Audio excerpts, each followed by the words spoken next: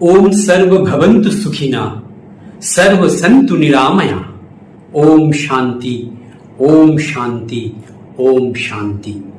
परम पिता परमेश्वरेर श्री चरण कमले आपनादेर सकलेर मंगल प्रार्थना करी।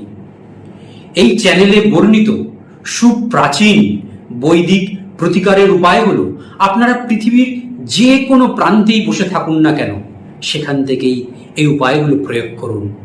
এই উপায়গুলো প্রয়োগ করার সাথে সাথেই আপনাদের জীবনে নিয়ে আসবে সুখ, শান্তি এবং সৌভাগ্য। আজকে আপনাদের সামনে প্রস্তুত করতে চলেছি দ্রুত ঋণ মুক্তির ভগবান শিবের এক চমৎকারী মন্ত্র।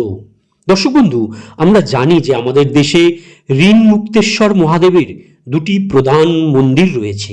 একটি মন্দির উজ্জয়নে মহাকাল মন্দিরের নিকট শিপ্রা নদীর তীরে অবস্থিত, আর অন্য মন্দিরটি ওমকারেশ্বর যে জ্যোতির্লিঙ্গ আছে তার নিকটে অবস্থিত।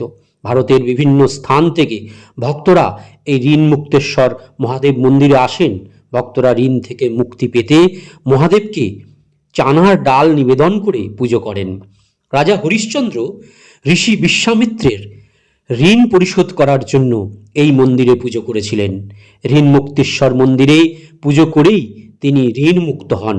তাই কোনো ভক্ত যদি কৃষ্ণ চতুর্দশীর দিনে বা মঙ্গলবার দিনে বা শনিবারে ভক্তি শ্রদ্ধার সাথে শিব মন্দিরে ঋণ মুক্তেশ্বর মহাদেবকে স্মরণ করে ঋণ মুক্তেশ্বর মহাদেবের মন্ত্র 21 বার জপ করে চানা ডাল বা ছোলার ডাল দিয়ে শিবলিঙ্গে অভিষেক করে, তাহলে সেই ভক্ত দ্রুত ঋণ থেকে মুক্তি লাভ করতে পারেন। ওম ঋণ মুক্তেশ্বর মহাদেবায় নমঃ।